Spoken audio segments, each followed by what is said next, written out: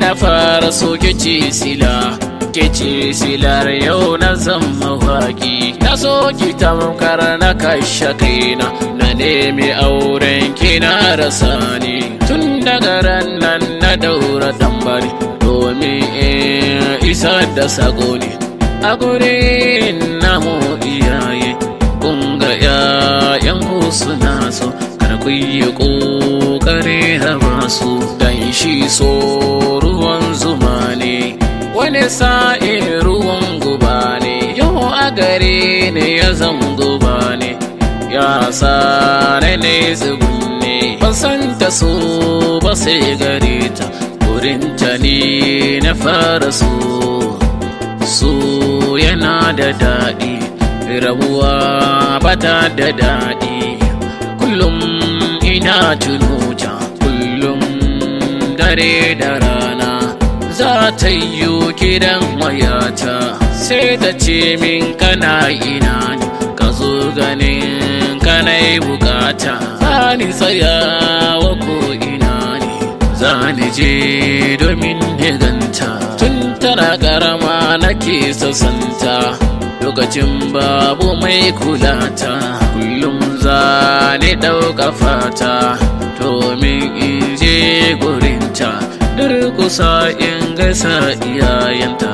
Kar ka ji ni ina ta waƙa abinda ya faru ne gare ni, yau shi ne nake bayani. Ta so ni na so ta nai bayani, bata da laifi a gare ni. Silarki yau na zama waƙe, amma ban yi da na sani ba. Silarki ko ina an sani, har ma ana kira ni.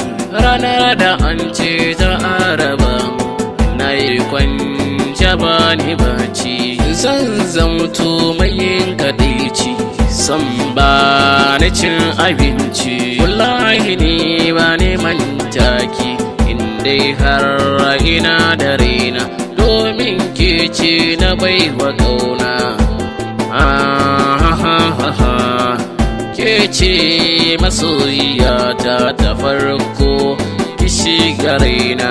Kin ce min zaki jirana, tun ma bane da komi. Har ta kaina tara na kaina, har gobe na ke ake kirana.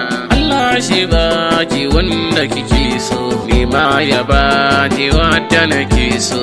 Sai mu ɗauki dangana, tunda rabi bai nufa ba, domin zama mu babu cuta.